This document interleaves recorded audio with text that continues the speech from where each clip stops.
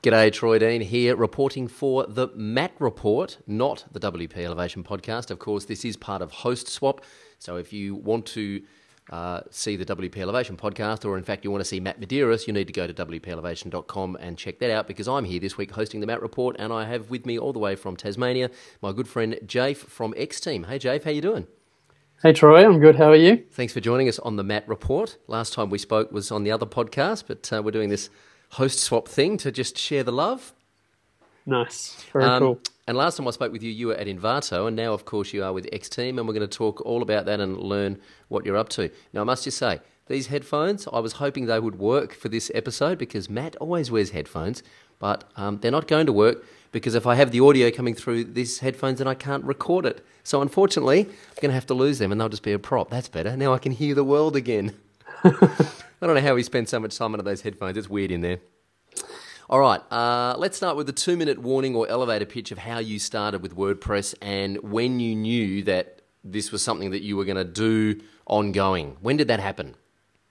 Sure. So that would have been probably about 2007, I think. I was working for a really small startup web agency, and we were building things on Cake PHP at the time as the framework, and so we did quite a bit of stuff on that and some web applications. And I think we had 4 devs, and there were some of the not small but trainee kind of guys. I thought, this is so silly getting them to learn Cake PHP and take all this time to build a client site. We need something that gets us that much further out of the box. Why not take advantage of some open source systems? So we started playing with WordPress, and basically, full convert since then. Now use that to build web applications, and have worked at a couple of other agencies since then, where I came in and went, what are you doing with your custom CMS? This is madness. And let's use WordPress. And we switched to WordPress there as well. So, yeah. Did you go down the whole kind of Drupal, Joomla, Mambo, Magento, whatever it was at the time, and then settle on WordPress, or was WordPress the thing you started using and then just stuck to it? Yeah, well, actually, the next agency I worked for, they also had a custom CMS, and I said, it was built on a custom framework as well, and I said, guys, this is crazy. If that one guy over there in the corner carks it, we're in big trouble. So how about we use a different framework to build the custom CMS on? Carksit is Australian for dies, by the way. Yeah, gets hit by a bus. It's the bus policy. That's right. So I said, let's use a different framework, an open source one, so we at least have a good basis to go from. And then I thought, wait a minute, we're using WordPress for this stuff. Why don't we just use WordPress and be done with it? And I got a little bit of resistance with people just going, well, why WordPress? There's so many CMSs. And so I said, okay, that's a good point. I haven't really investigated the others, so let's do it. And we made a list of probably the 10 most popular at the time. And then we narrowed them down on a few different sort of factors, things like market share and documentation, community, stuff like that. And we got down to, I think we ended up just going with Joomla and WordPress, and we built a client site on each. And we went, okay, yeah, let's see how this goes. We got a couple of devs to do it, and then afterwards we kind of did a bit of a post-mortem on the projects and said, okay, how did that go for that dev? And he's like, yeah, like Joomla does some weird stuff with HTML that you kind of can't change, and there's some table stuff that was hard-coded kind of into Joomla at the time and things like that we didn't like. But the real deciding factor was client training. We found that we trained the client for half an hour with WordPress, and we didn't hear from them for must have been 2-3 weeks, and then they called us up, just really excited, telling us to go look at their website and all the content they put into it. Whereas with Joomla, we heard from the client 2 days later, and the same half-hour training, and they're like, I don't know how to do this other thing. I can't work it out. And then we heard from them again another kind of week later, and they're like, I have just forgotten everything. I haven't touched it for a week, and I don't know what I'm doing. And so in the end, we actually converted that client across to WordPress for gratis, just because we were like, okay, well, we don't want this legacy Joomla thing. So yeah, and that ever since then, that agency's actually closed down, and the guy, I was the technical director there, and there was a creative director, so it was us who was making those decisions. And he's gone and built his own business. He just won a Telstra Small Business Award the other day, and his business is completely WordPress now. Wow. Yeah. Fantastic. Yeah. Did you, I think you've answered this question, did you have an aha moment when you realised that WordPress was the way to go? And you talked about client training, and this would have been one of your first WordPress projects or clients. So there we've just knocked off Matt's first 3 questions in one fell swoop there. So let's talk about client training, because this is an interesting conversation that it kind of feels like everyone who's in the WordPress space now kind of started out using WordPress, was really impressed by the plugin architecture and the plugin repository, which allowed, rapid deployment of different functionality, and that the interface was pretty intuitive compared to the other solutions on the market. But now it feels like it hasn't kind of evolved at the same speed as other web app interfaces have. And so now there's this real question about, how do we keep WordPress as intuitive as it was when it first started in comparison to all of the other products and services available? And obviously backwards compatibility is a huge issue here. But what's your, do you still find that, getting clients up and running in WordPress, I know you're not doing much client work these days, but, over that course of a few years, was getting clients up and running in WordPress still really easy? Or do you think that it's kind of lagging in comparison to some of the other services or tools available? Yeah, you're right. I think a lot of this is actually newcomers to the scene that are even easier to use. So Drupal and Joomla are still more difficult to use than WordPress, but you've got things like Wix and Weebly and Squarespace and those guys who've come in and drag and drop, and you can get quite far, even Shopify for your e-commerce stuff, and you can actually get a fair way without needing to get under the hood a little bit. WordPress.com is kind of, in a way, it's the answer to those things, but it doesn't have the extensibility that you have from a self-hosted WordPress. So you kind of have to go self-hosted, and then you get a bunch of extra complexity. I was trying to convince someone the other day who they say, I want to start a blog, and I'm like, yeah, go with WordPress.com, and they're like, oh, and then someone else said, I run my business on WordPress.org, you should go with that. I'm like, no, wait a minute. This is someone who's afraid to turn their computer on because they might break something. Just stay with WordPress.com. You can actually get quite far. And the interface isn't too difficult to learn. It's just when you start getting in the complexities of WordPress.org, I think you get a problem, because themes and plugins just add such a big layer of overhead. The agency that I was talking about before, it was actually the web dev side of things was a side business. The agency itself was actually a national training company in Adobe products. And so we did a lot of training in Adobe products as well as PHP, MySQL, and things like that. So we really, client training was something that we did really well. And it was something that was why, another reason it was the deciding factor for us was it was very easy for us to see what the advantages were on the client training on WordPress versus something else. These other platforms, as they get more and more advanced, it'll be interesting to see if they can maintain their ease of use. Wix and Weebly are a bit more easier to use than WordPress now, maybe, but they're also a bit more limited. Once they get more advanced, will they still be as easy to use? I don't know. I mean, it's interesting. We're completely off script right now. Sorry, Matt. It's interesting to see. Japh recently launched Velocity Pages, which is his kind of front end drag and drop solution to building pages on the front end, as one of the core developers of WordPress, and he's releasing a front end drag and drop page builder. That tells you something, doesn't it? Yeah, it does. It's quite interesting, and you can see even the customizer itself is starting to go that way a little bit.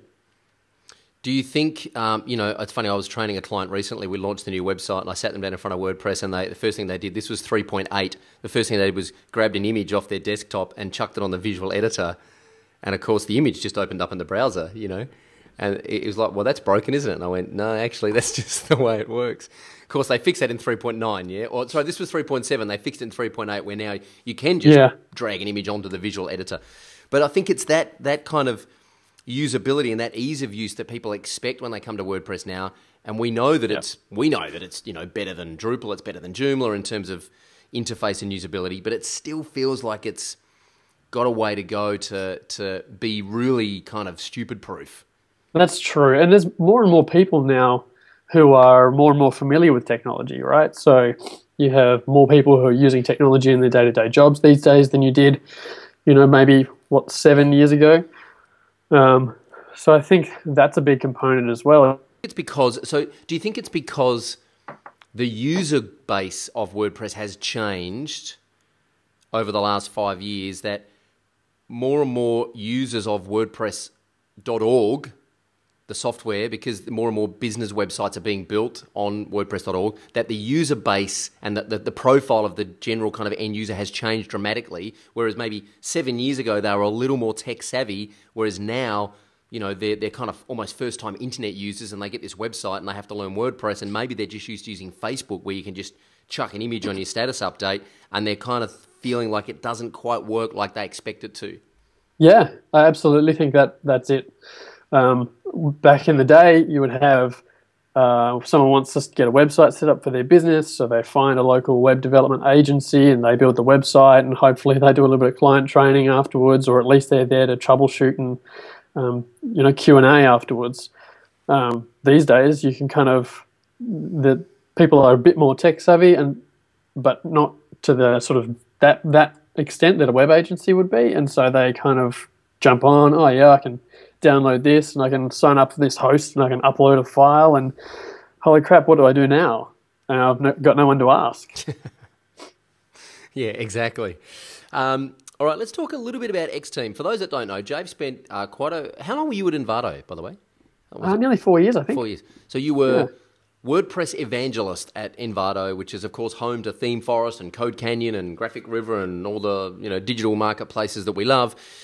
You left Envato how long ago? 3 months ago? It would have been the very beginning of April. Okay. Yep, 3 months ago. And you are now with X-Team. Tell us about that transition. Yeah. So that was an interesting transition. Having been at Envato for quite a while, and being in the evangelist role, I hadn't done a great deal of sort of development work during that time. I'd done some, and I'd contributed to WordPress core a little and things like that. But I really wanted to get back into the development stuff, and I'd been having a chat with Dave Rosen, the CEO at X-Team, and he mentioned this product that they're working on called Stream, and it basically tracks all the activity and changes that happen in your WordPress site. And I thought, that sounds fantastic. Why isn't there something like that already?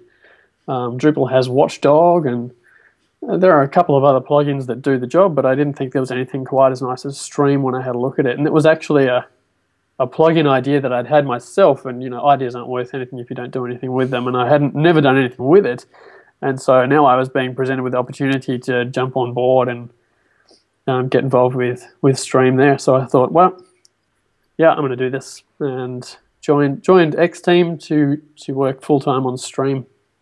Okay, so tell me, I'm looking at X-Team at the moment, right? I'm just trying to work out their business model, right? I'm trying to work out, okay, a guy like Japh wouldn't come cheap to work full-time on a product like Stream. I'm looking at Stream's pricing. I'm going, how do these guys afford to build a team, to put developers full-time on product? Let me see if I've got this right. X-Team are like a curated marketplace of developers, or do they all work for X-Team? They all work for X-Team. Well, they mostly work for X-Team, but it's kind of the way you do employment across international borders is by contract, right? So, they're contractors, I suppose, a lot of them in that regard. Mm-hmm. But X-Team is essentially, it's a services business model. Mm-hmm. They have a couple of different teams. There's a team that focuses on Drupal. There's a team that focuses on WordPress. And they're a WordPress.com VIP partner. Mm-hmm. And then they have, there's actually a parent company called X Company. And X Company also has things like another company called XHTMLized, which is like a PSD to WordPress or to HTML type of a type of business as well. And so there's actually a few sort of sister companies. There's also a mobile game development sub company there and things like that. So XHTMLized, Xteam, Stream, they're all sub companies under X company. So slightly different from something like Codable or Alto, where you post or even the Studio Envato service now, where you post a service and that to get this homepage template designed and developed, it's going to cost $350. It's not like that where you're buying services as products. But these guys do have a large group of developers from all over the world. So where do they sit in the marketplace? Are they designed to help small businesses manage their WordPress sites, or are they designed more for enterprise clients to get some hardcore development work done?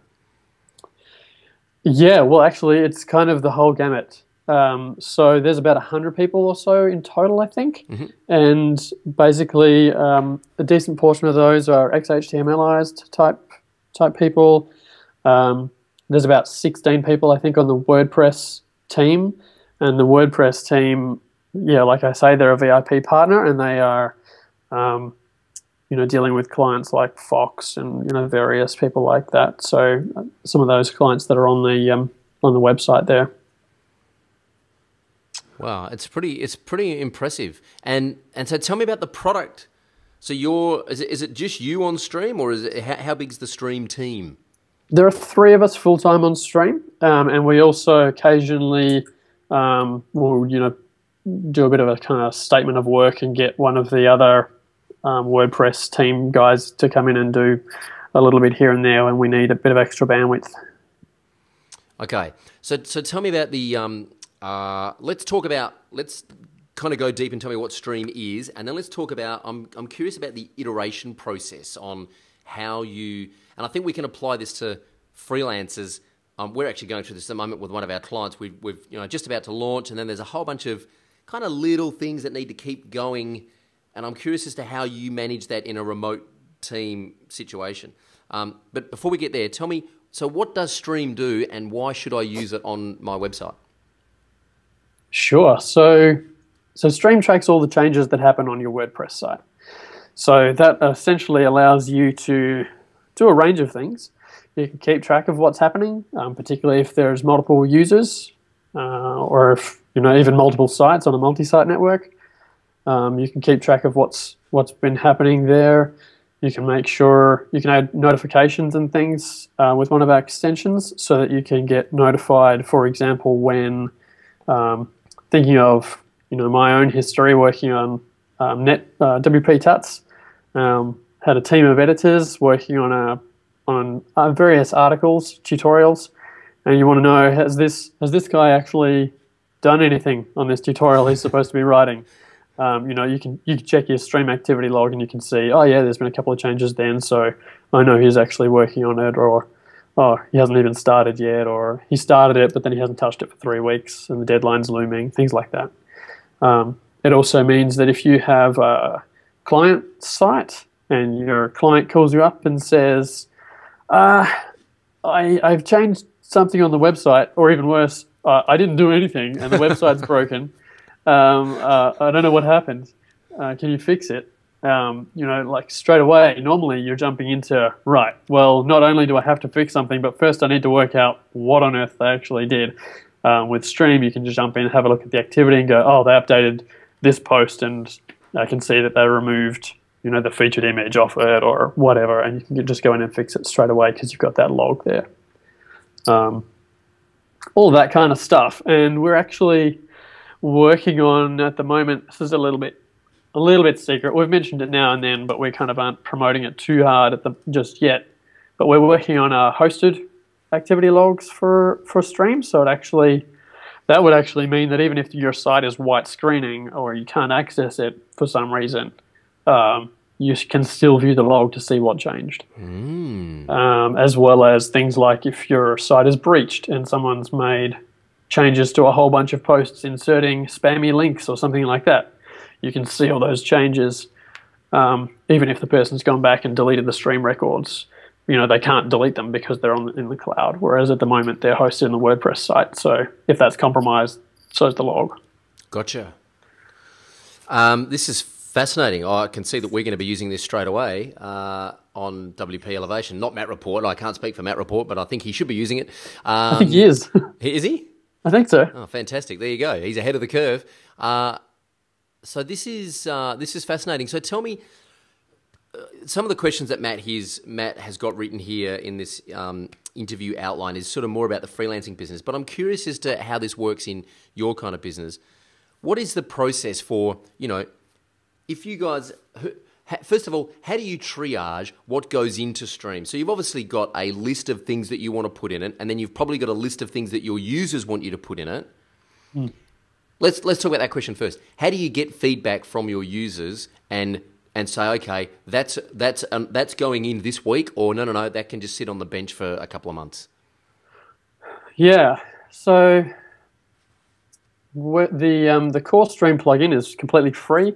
It is on the WordPress.org repository, and it's also we're developing it on GitHub. So we encourage people to log issues on GitHub if they want to. And what we do is on the WordPress.org forums, we deal with support there. If something there kind of has turned into a bit of a feature request, we'll go and add it as an issue on GitHub and tell the person, you can go participate in that conversation here if you want to. Here it is anyway, so we're working on it, even if you don't want to jump in there.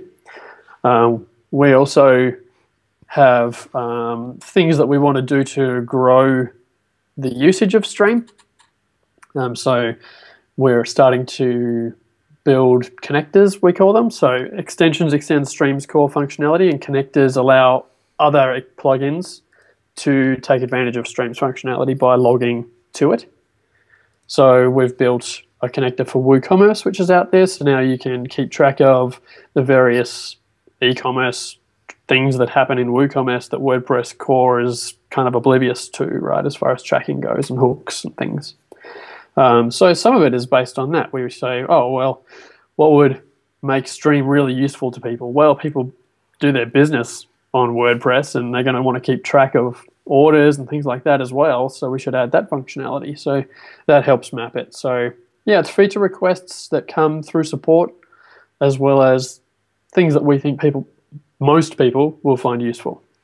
And then what's the iteration process? Do you say, okay, we need to know what this looks like? So if it's something that's going to affect the interface, for example, do you just develop that on a development environment and see how it looks out of the box, and then maybe do some styling on it retrospectively? Or do you say, okay, well, this is going to be a new part to the admin UI. We need to know how it looks before we develop it. How does that work? Yeah. So when we're doing new UI stuff, usually whoever's working on that particular issue, or if someone has been, having a bit of a think on it in their off time, they'll do a mock-up of, this is kind of what I think that interface should look like for this. So usually we've kind of said, hey, we're going to have this feature. We think it should work roughly like that. Someone will come up with a mock-up of, how about this? And then sometimes an even more kind of high fidelity mock-up where you can actually do some click-throughs, or like a short video of, okay, here's a not really working but looks like it's working kind of mock-up. And then we can kind of, the rest of the team will give a bit of feedback and say, yeah, well, I think so, or do you think people would be able to use that without having to think about it too hard, and things like that. And then we'll kind of build it, and if we get feedback on it, we'll kind of make adjustments and things after the fact there. So do you deploy straight to GitHub, or do you deploy to your own kind of development version first and test it internally before you deploy to GitHub? So GitHub, the way we use GitHub, we have the master sort of branch, which is essentially whatever the last version was that was deployed to the .org directory. Mm-hmm.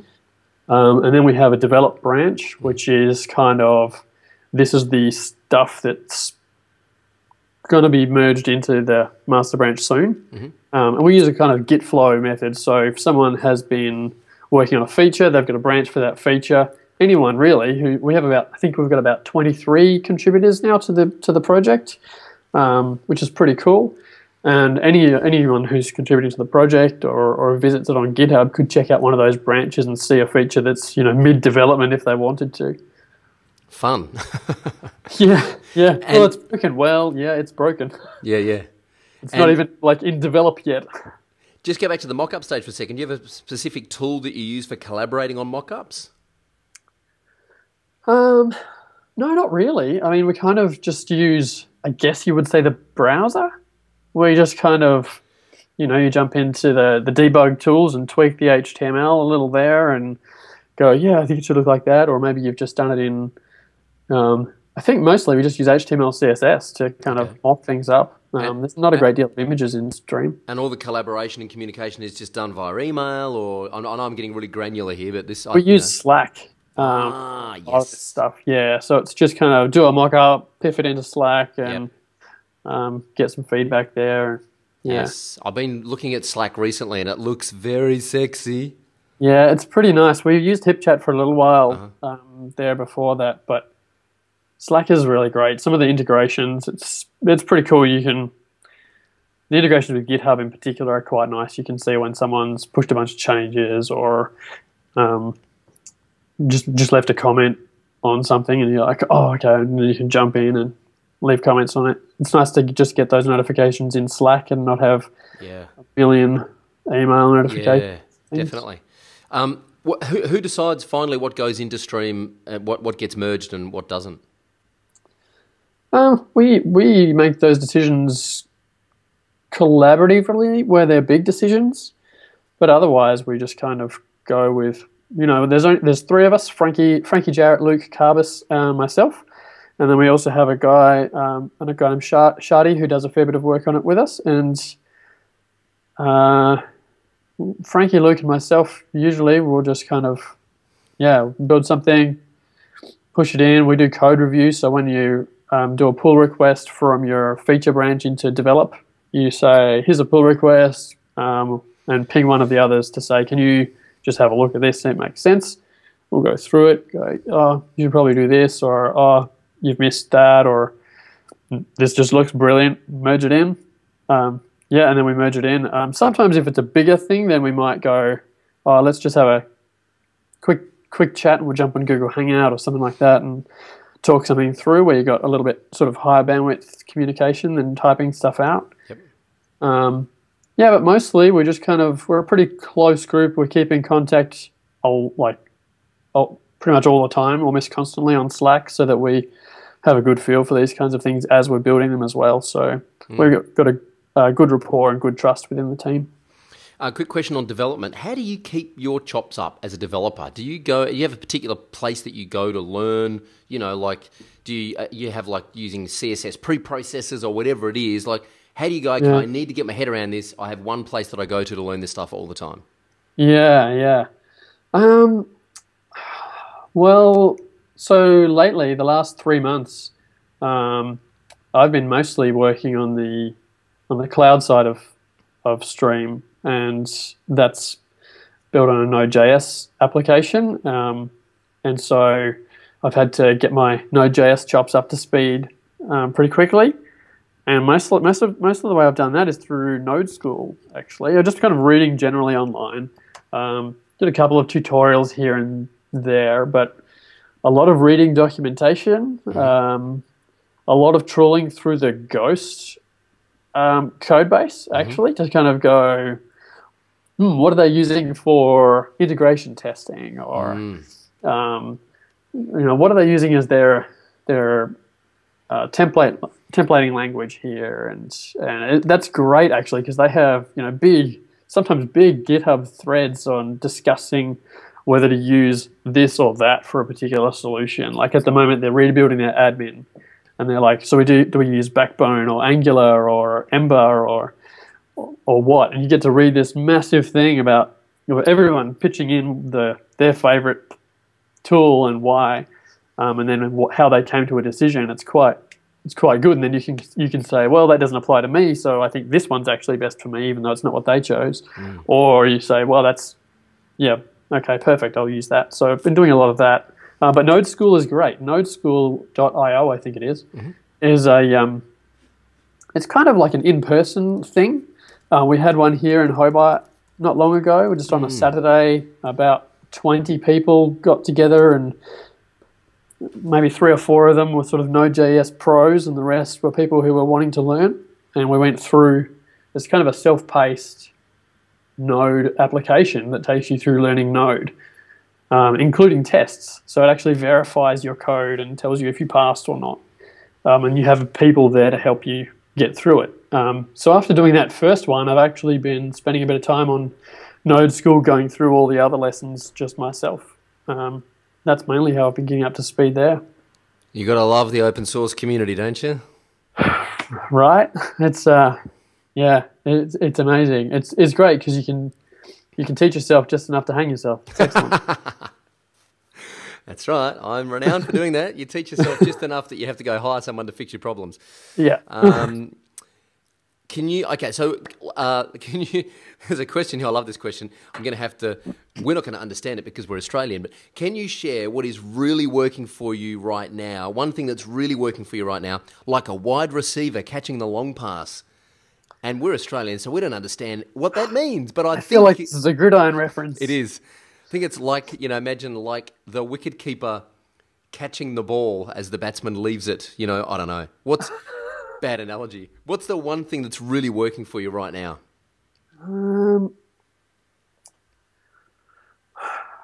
For Stream, I think what's really working for us at the moment is paying a lot of attention to the feedback that we're getting. We have the core free plugin, and we're getting a lot of feedback in the support forums on what people do and don't like, or what they'd like to see in it. We have the extension club, and we have email and support forums there as well.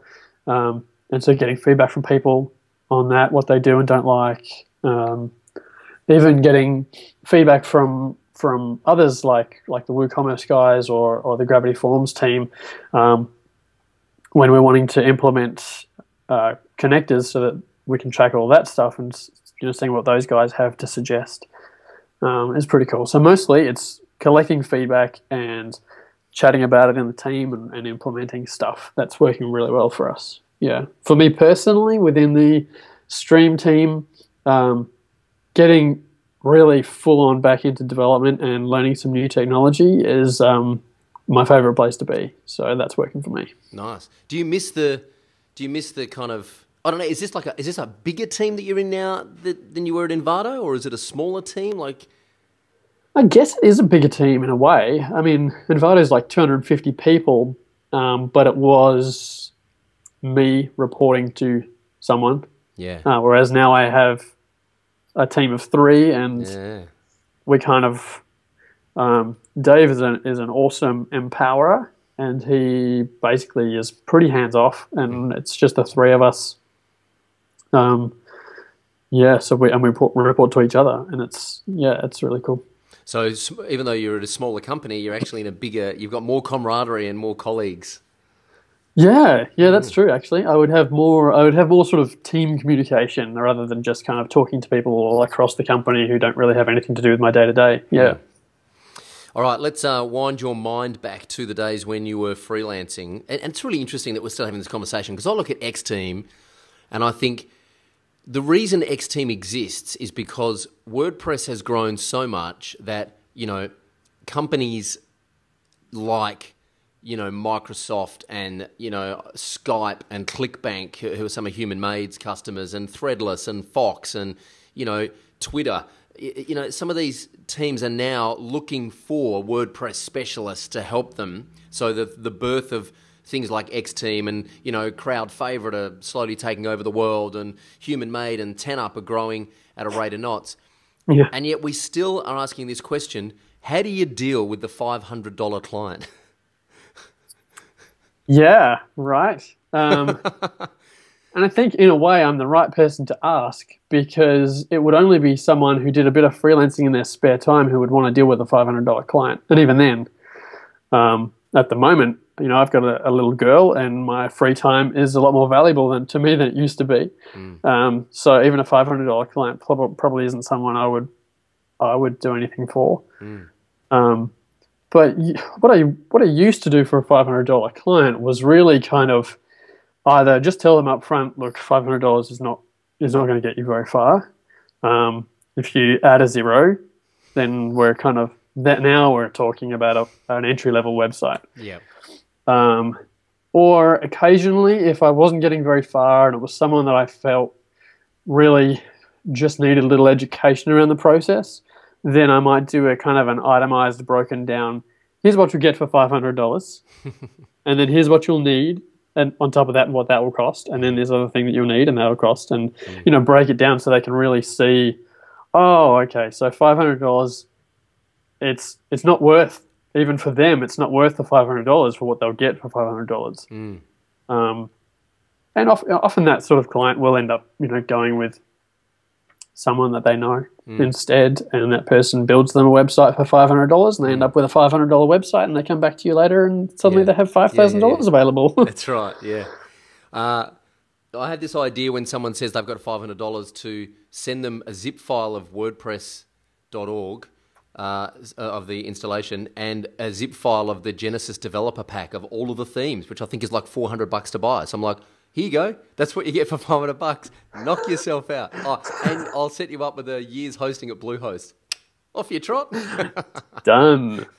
That's what you get for $500.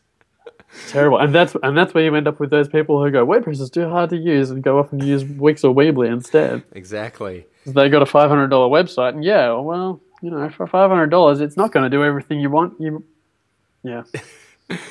And I think one of the problems is that because WordPress has grown, and a lot of WordPress consultants end up consulting because they build their own site on WordPress, and then a friend says, "Oh, can you help me?" And they go, "Yeah, can you?" And then another friend says, "Can you help me?" And then someone they don't know says, "Oh, such and such said you can help me," and they go, "Oh, well, hang on, you're not a friend, so I can charge you some money." And then all of a sudden they go, "Oh, maybe I can build a business out of this," but they don't have any business skills, but they know how to use WordPress, and they kind of end up in this business by accident, really. And I think that's just because WordPress is so widely accessible that people, who are half tech savvy can download it and figure out how to use it and then go, maybe I can build a business around this.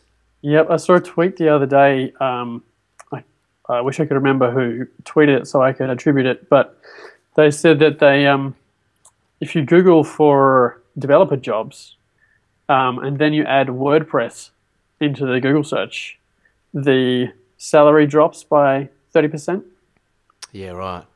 And then I thought, wow, that's kind of telling. And I think the problem there is kind of exactly what you said. Is every man and his dog can use WordPress. It's almost the fact that WordPress is easy to use is the problem in that regard, because anyone can do WordPress. So why would I pay you that when I can get someone else who can do WordPress for less? Yeah, that's right. Oversupply, and so therefore it all comes down to positioning. Don't get me started. If you could go back in time, 1 year, 5 year, or 10 years, what are the key ingredients, or what is the one thing that you would do differently if you were starting out again? And I guess this is, advice for someone starting out now who might look to you and say, wow, you've had this amazing journey and this great success and ended up working with Envato and X Team, and, you're known in the WordPress space. If I'm starting out, what's the one thing that I could do now to kind of fast track my efforts? I don't know if there's too much that I would change, other than maybe getting underway a little sooner. Yeah, actually, that's probably what I would do. My first job was IT support for the local city council, and I did that for 5 years. And in hindsight, I would get out of that sooner. Yeah.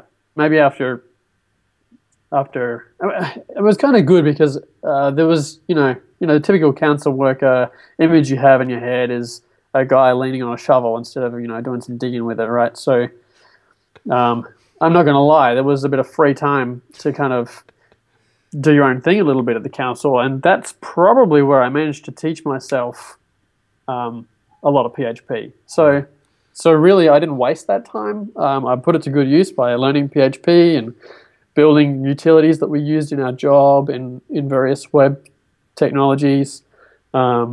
training other people in how to use PHP, so they have quite a few PHP tools there now. So I probably didn't waste it, but I probably could have got out of there sooner and started, down a proper sort of full-on web development path. Yeah, but one of the things that I love most about what I have done is early on when I was freelancing, spending a lot of time. I considered my marketing budget, and I think I've mentioned this to you in the WP Elevation one actually, but I considered my marketing budget to be time I spent during the day on Twitter helping other people. And if it was kind of, if I could fix your problem within half an hour, then it was free. The idea just being you get known for being a helpful guy. And then when people want something serious done, they go, well, I'm going to go to the helpful guy because I know that I can communicate with him and I know that he knows his stuff and can get my problems sorted. And if this time this is a bigger problem, and I'll throw some money at it. Yeah. I mean, it's obvious, isn't it? But it's but it's something that requires a little bit of thought to execute. Yeah, particularly when people have this perception that Twitter is where you tell people what you're having for lunch. And I'm like, well, really? Twitter is what's paying for my lunch. So yeah, that's right. I had that client say that to me recently, a manufacturing client said, we're never going to use Twitter because that's what people just use to show what they're having for lunch. And I'm like, I hate to tell you this, but you're following the wrong people on Twitter. Yeah, exactly. Doing it wrong, for sure. Do you have a particular weakness that you think is offset by being a part of the WordPress community or using WordPress software? Yes, definitely. There's an Albert Einstein quote, and I'm going to massacre it, but it's Excellent. Something along the lines of, I don't bother remembering stuff that I can easily find in books. And I love that quote because my memory for those kinds of details is terrible. Yeah.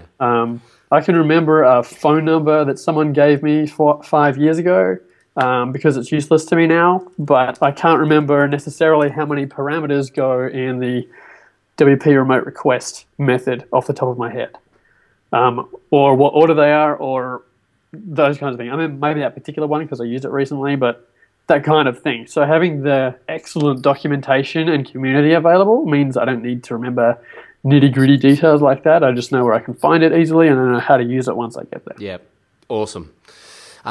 Here's a question that I want to ask. It's got nothing to do with the interview at all, but what do you use a code repository? Do you use like a particular place online where you store your code snippets? Code snippets? No, I don't really. I probably would just use gists on GitHub if I did. Yep. But really what I would like to do is, and I'm sure, so I use the Atom code editor from the GitHub guys. Uh-huh. And I'm sure that has a snippets. Yeah, that does. It has a snippets thing. But I wish that had a little bit, maybe it does, I just haven't investigated this, but if that had a bit better integration into gists, I'd probably use that a bit more. But snippets aren't something I use that often, to be honest. And what about when you share you share code snippets with your remote team? Yeah, then I use gists if it's something that's fine to be public. Otherwise, Slack actually has a built-in kind of snippet collection and stuff like that, and you can choose even who within the team to share it with and stuff like that. So really, snippets in Slack is pretty cool. Right. Well, that just strengthens the argument for Slack, doesn't it? Yeah. I'm trying to get Slack integrated here, but I'm fighting an uphill battle, I think. One of the things is I get distracted by shiny widgets all the time, and my business partner's job is to stop me getting distracted by shiny widgets. So, yeah, you really got to make a case for it when you find one that's actually worth pursuing then. What's your one gripe about WordPress, and how can we solve that gripe or improve that gripe? Ooh.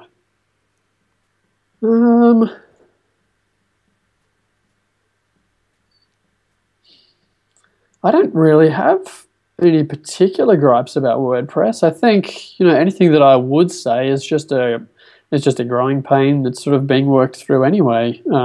Like some of the stuff you mentioned earlier, I suppose, in terms of keeping up with people who have slightly simpler interfaces or more accessible interfaces for newcomers. But that's stuff that's actively being worked on in Track and in WordPress core. So I'm not worried about it to the point of wanting to gripe.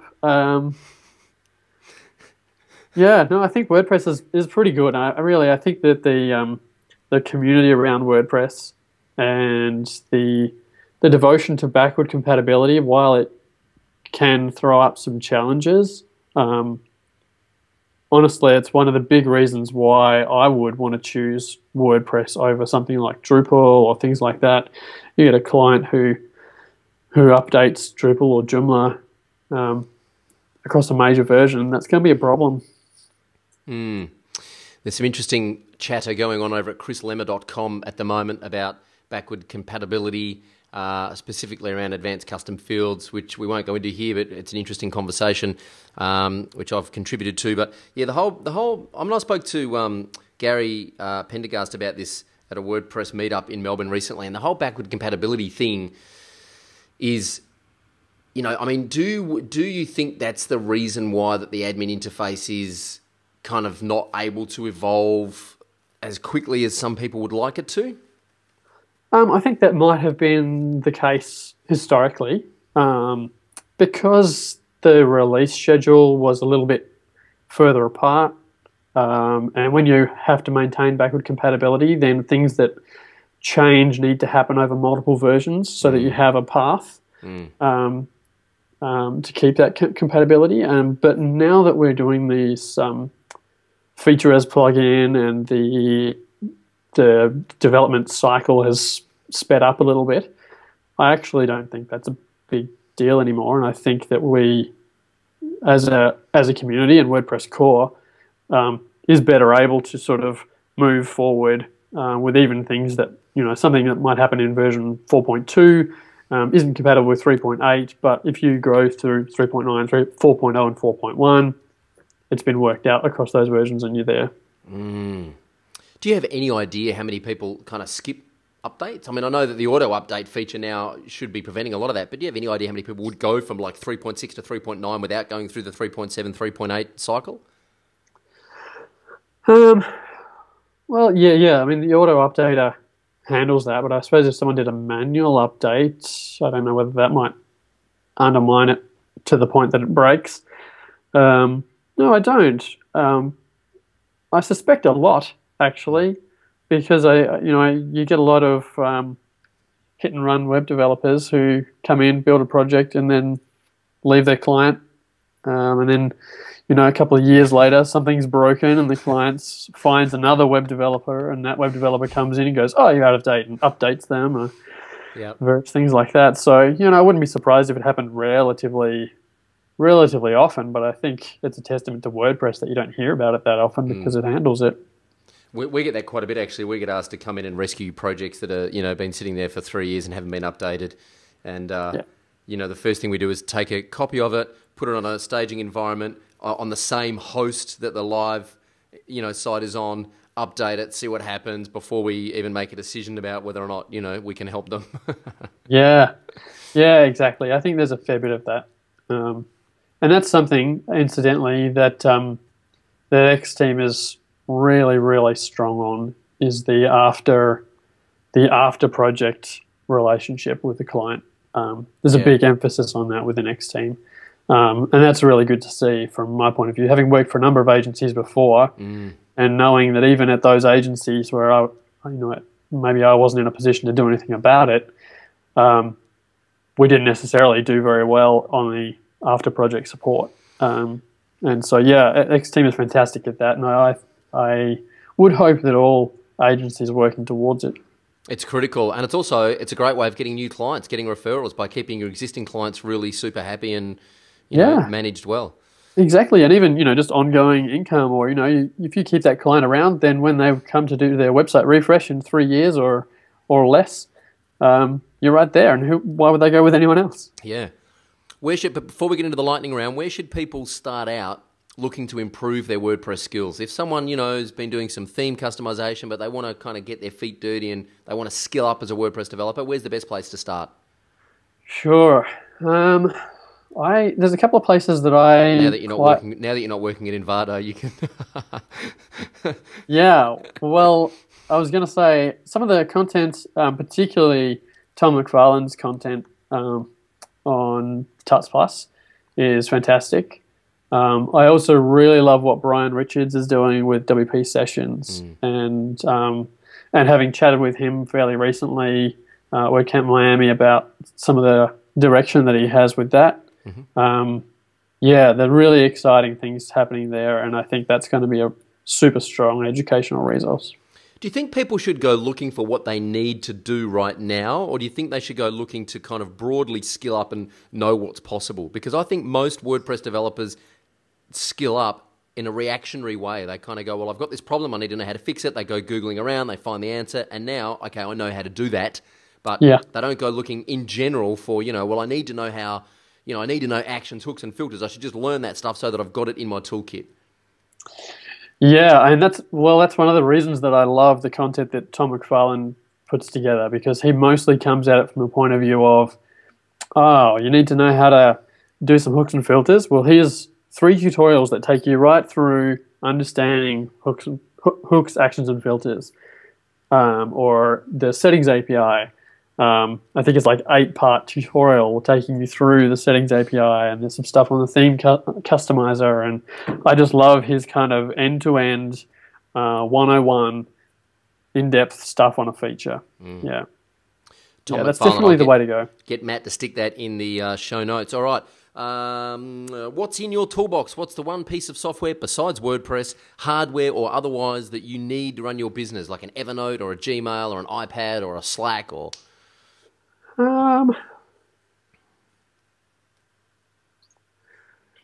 Probably Git version control.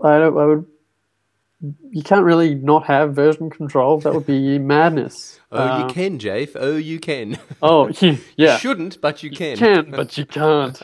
Yeah, exactly. It's yeah. I remember. I just think back sometimes to the days when before, when I was really, really, really green and going, not having any version control, and I was super paranoid even still. Where I have multiple directories. I'd go, well, I'm going to do something kind of crazy here. I'm going to make a copy of that directory and then keep working. And I'd end up with these just orphaned copies of old versions of code.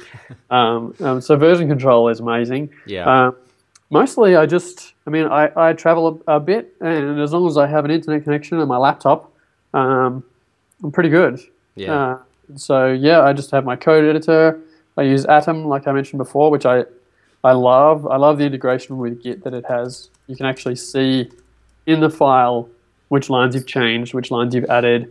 In the directory tree, you can see which files you've added or changed as well, and things like that. It's nice to have a bit of a snapshot of what's going to happen or what you're currently working on. Really easy to jump to the point you're currently working on because it's where all the highlighted changes are. This is the text editor from the guys at GitHub, right? Yeah. Yeah. Awesome. Atom.io, atom.io. I'll get Matt to stick that in the show notes. All right, lightning round, where I ask a series of quick questions and you answer them in 10 seconds or less. This should be pretty easy. What's the one plugin, apart from Stream, you cannot live without? Oh, yeah. Let's come back to that one because that's a really hard one. Okay. A favourite WordPress or business book? I really like the WordPress plugin developer Bible that Brad Williams and those guys wrote. I got given a copy as a prize, I think it was, from WordCamp Gold Coast in 2011. Oh yeah. And that's been great. Really good. I mean, it's a little out of date now, but it's the general concepts and stuff are fantastic. Cool. A quote you live or run your business by? I really like the quote I can't even remember who to attribute it to now, but it's the any sufficiently advanced technology is indistinguishable from magic. And I love that because you have to think about that sometimes when you're talking to people about WordPress. To some people, WordPress is magic. And we are magicians. Exactly. And they're like, whoa, how did you do that? And it's just a reminder to simplify your explanations when you're talking to someone. What's the best business or career advice you have ever received? My wife telling me to leave the Hobart City Council and take the web development job I'd been offered. Good on her. Awesome. What's the longest that a client project has ever taken back in your freelancing days? Oh, Have you got any still going?